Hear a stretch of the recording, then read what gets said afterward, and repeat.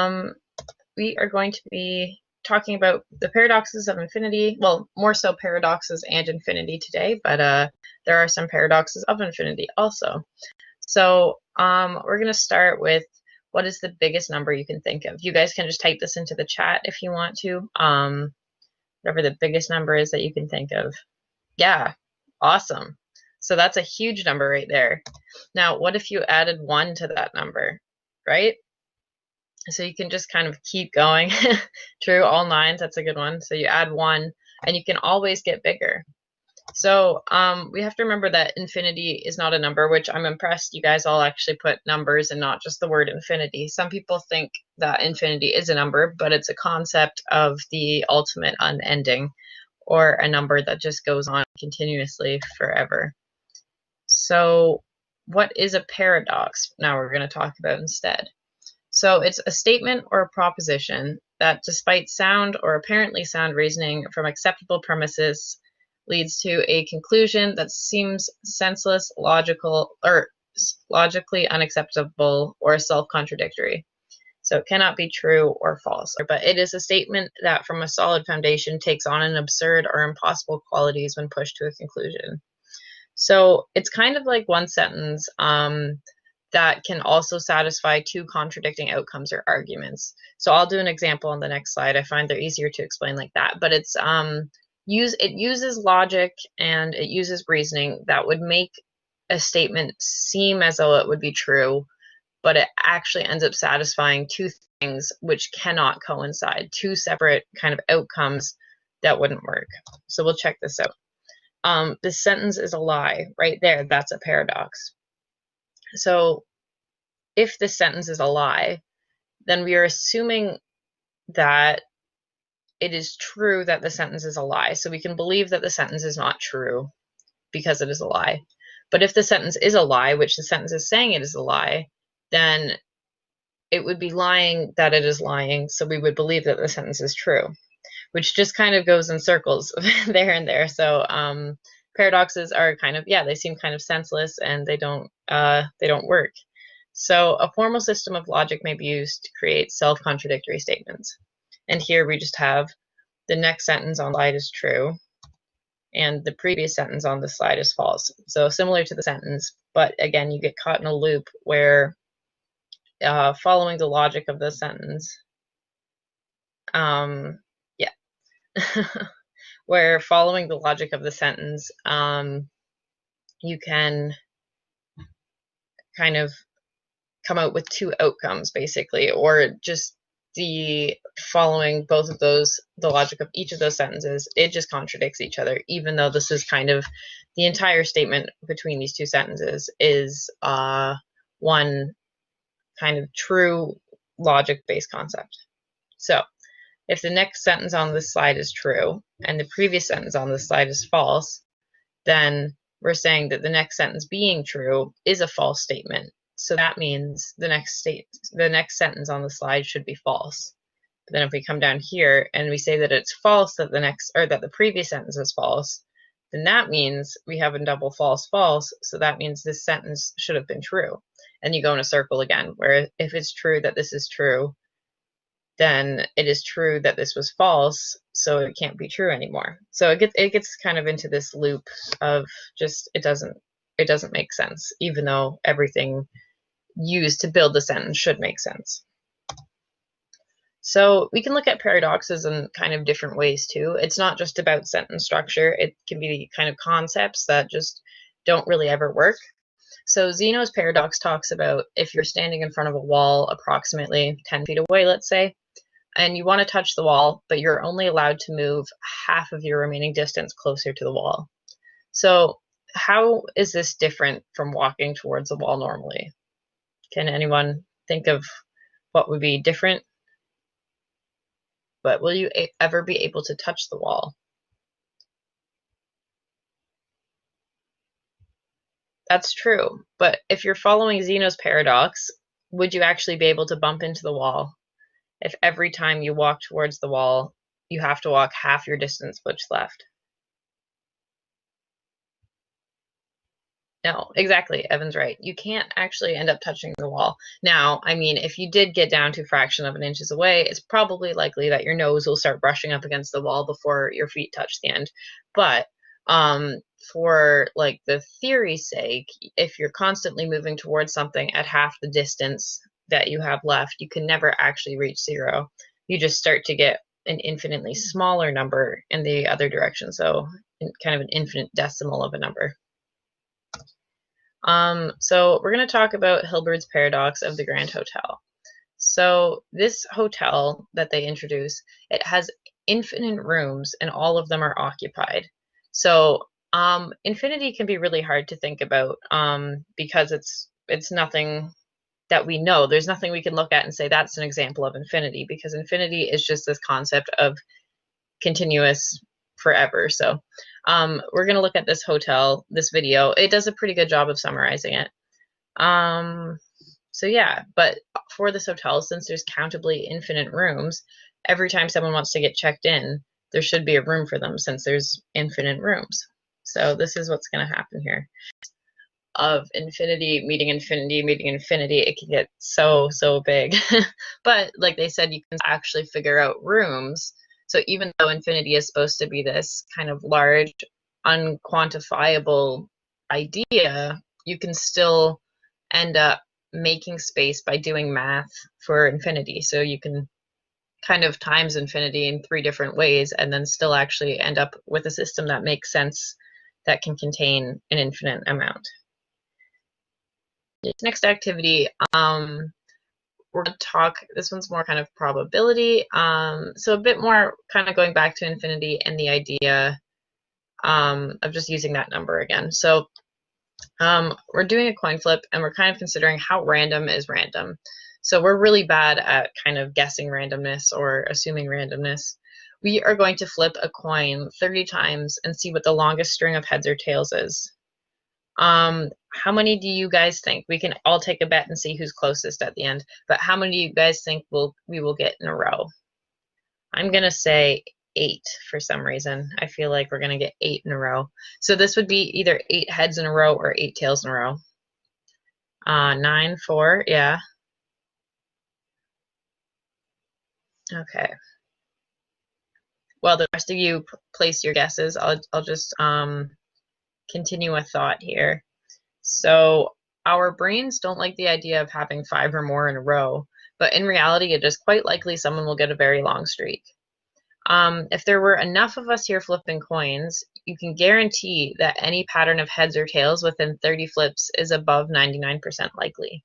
So that means if you had enough people flipping coins, it's above 99% chance that you could get any pattern, meaning 30 heads in a row even, or 30 tails in a row, or any combination in between there. Yeah, you can use whatever kind of coin you want. So I just kind of did the math here. And when you're looking at probability, so there's a 50% chance or a 0.5% chance of either getting a head or a tail. So if I was to assume that we were looking for all heads, then we need each time we bring the probability of a head, so 0.5 to the power of how many times we're looking to come up with that same outcome. So 0.5 to the 30 is this number. So we're saying that approximately 1 out of 1 billion times of flipping a coin 30 times would you end up getting 30 heads in a row. But I mean, 1 billion is a number that we could do. I mean, we have almost 8 billion people on the planet now. So if we had 1 billion people flip 30 coins, it's almost like over 100% likely that we would end up having someone get 30 heads in a row during that flip. So what we're going to do is we'll flip our coins. I'm going to use Google, either coin flip or, so my first flip here, as soon as you Google coin flip on Google, it should actually bring up an automated coin that flips. So my first flip was a tail. So I've just marked that down on a piece of paper. But yeah, if you want to follow along with me, or otherwise you can look up your own coin flip. There is also, as soon as I Googled coin flip, if this doesn't come up for some reason, there's a coin flipper, which you can use that website instead. And otherwise, if you have an actual coin, that works too. So I'm going to keep flipping, and I'm going to write down a T or an H every time I flip. And you guys can record your longest streaks also, and then we'll see if any of us got the same streaks that we guessed. So we had 8, 9, and 4. And if anyone else wants to put in a guess right now, you guys can too. Cool. All right, so I'm going to do my second flip now. I'm just going to hit flip again. Sometimes they take a long time. So I got another tails. Tails.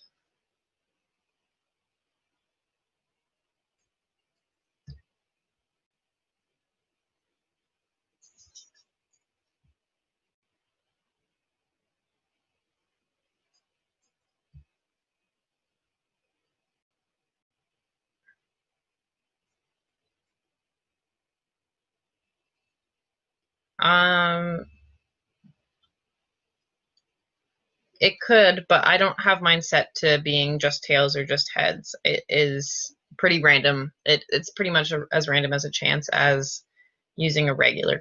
I have noticed through my attempts of using it. I've practiced a bit with the Google coin flipper, and it seems to work pretty evenly.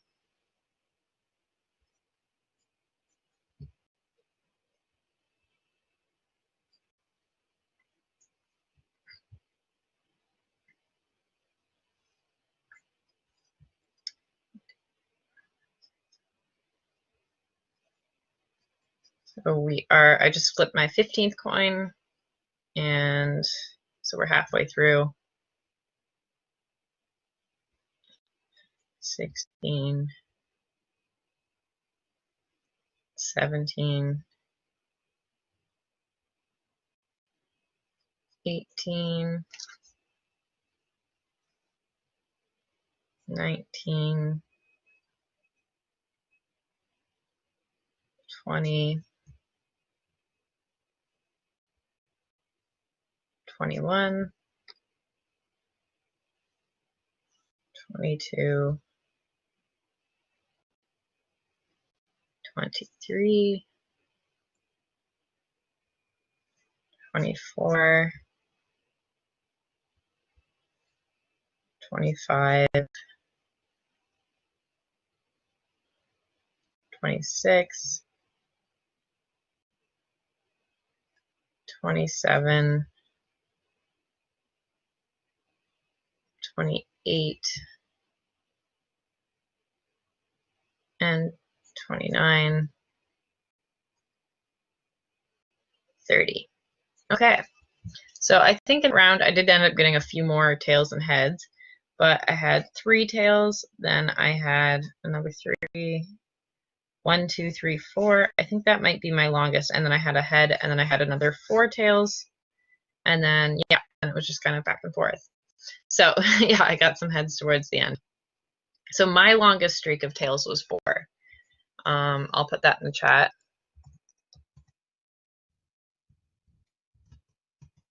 So I think, was that Owen? Did you guess 4?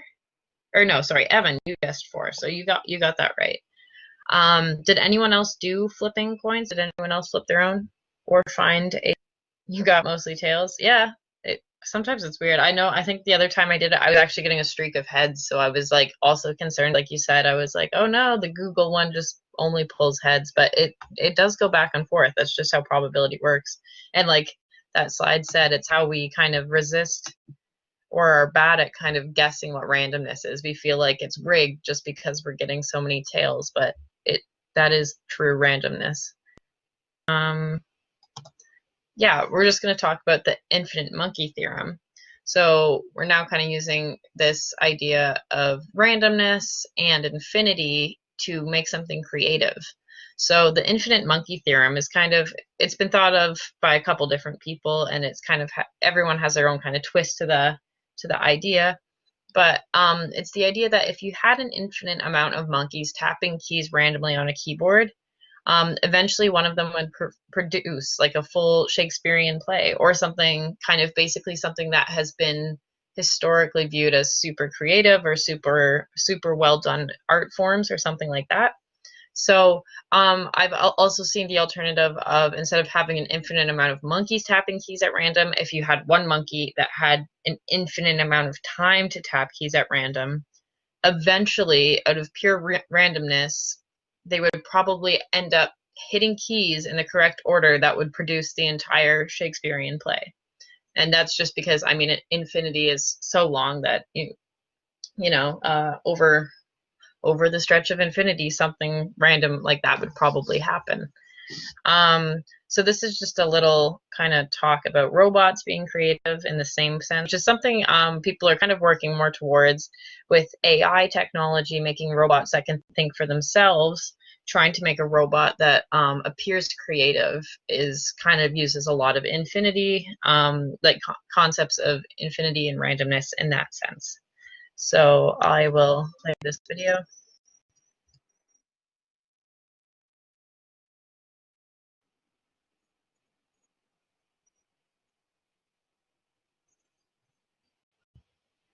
All right, so I'll stop that video there also, but I will post that so that at the end, if you wanted to continue watching that video, you can. So yeah, right, computers. I mean, we're working towards that pretty quickly. The computer growth just in the last 20 years has been insane also. Yeah, so they can create some pretty cool stuff with AI technology. It's getting kind of fancy. So that's kind of how infinity can tie into computer science. We'll talk a little bit more about that at the end also. But these are just a couple other examples. So we kind of talked about just there how you can use infinity to maybe produce something creative, but this is just kind of being creative by using the concept of infinity. So here's just kind of some artwork that people have made that kind of uses that concept of infinity. So tessellation, which is using kind of not an even or soft edge kind of shape over and over again. So on the top we have kind of blue birds flying in one direction and white birds flying in the other direction, and they're always it always kind of ends with another bird coming. So even though the photo is cut off in a square, you can still see the tail feathers of the next bird and the head of the next bird coming in, and you can imagine that that just continues on forever. And down below we have that example with kind of, it looks like a blue gnome, a red gnome, and then a yellow gnome, and they're all kind of entangled into each other. And you can just imagine that again would just continue on, because even though there's the frame of the picture, you see where it cuts off, you can see still like this arm leads out and it will be a blue gnome out there, which you can imagine then that blue gnome is entangled again with another yellow and red gnome. So that's kind of infinity in artwork. This is another kind of, this one's kind of a paradox, more so a paradox in artwork. Yeah, right. I feel like the swan picture would be easier to draw than the gnome picture for me, but yeah, it would be interesting to draw. You guys could give it a chance too. Give it a test run afterwards. Try and draw the swans. If you just search up MC Etcher afterwards, then you might find some of his work. You'll probably see some stuff that you could try and draw on your own afterwards. Oh, so the Penrose triangle is kind of a paradox more so than infinity, but can you guys see my cursor on the page right now when I move that around? Let me check. Oh yeah, you can see that moving slightly. So this one to me is interesting. Like when you look at it, you're like, oh yeah, it kind of makes sense. But when I look down at this point and just kind of following the logics of shadows and angles, kind of, I look at this, and to me, this point is in front of this point. Like if you were talking about kind of towards you, like this part seems closer to you and this part seems farther away. But then if you come down here like this, again, just with the shadows and how this works, this point seems as though it would be farther away than this point up here. It kind of seems like we're moving back and then we're moving farther back. So then we expect this point to connect to this triangle, you know, kind of coming all the way up. But instead, when you look at it, what you see is actually this point appears to be in front of this point. So it's curious how it can move backwards and backwards, but then still actually be in front of this point there. Yeah, you could draw that triangle too. The more I've looked at it, I've realized what it actually is made up of is three kind of sharp edges. So if you look here, there's kind of like a purple one. It looks a bit more purpley. Then you've got a blue one coming inside of that, and then a white one on the outside. So I feel like that's something you could actually probably draw if you got a ruler maybe and were careful about your edges. But yeah, it's once you've drawn it, it just kind of perplexes you when you look at it. You can't really figure out how that triangle is actually connected. Nothing really makes sense since it always seems like it's continuously moving farther away or continuously moving closer. Yeah, maybe more peach, you're right. Yeah, especially certain angles on my computer. Yeah, so that's another kind of paradoxical idea.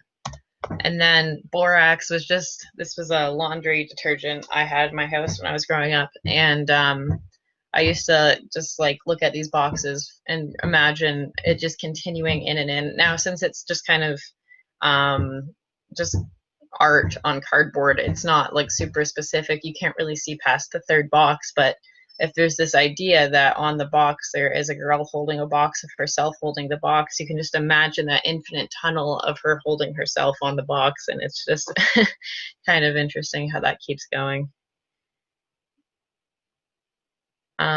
And then, yeah, so just to kind of recap, infinity and paradoxes are pretty cool. They can be used sort of in mathematical concepts or creativity concepts. They're pretty interesting in that way. Infinity, when we're computing, is something that you'd really want to know. So if you are interested in computer science or kind of engineering where you use computers and programming, then understanding infinity is important, even though, I mean, it's kind of impossible to fully understand, fully grasp infinity, but understanding sort of boundaries and understanding that you can't understand infinity always is kind of a good thing to know about. So practicing thinking about infinite concepts and things like that is a good thing to know about when you're programming. Things like a while loop here you would use in programming. And if your while one is on, so this is a while loop under the condition of one, which literally just means while something is true, and it is only true if you tell it it is true by putting this one. So that just means while forever, since it will always be true since you put that one. So while one is basically an infinite loop. And you can program with infinite loops. It can sometimes be helpful, or sometimes it's not a good idea because it takes up a ton of space, and then you don't want to do that if you don't need to. So again, knowing how to use infinity can be very useful for programmers.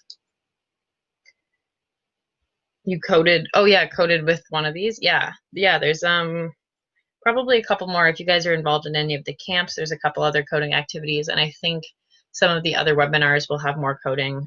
Or if you guys are in the clubs too, there's a couple that use different coding options, which is fun.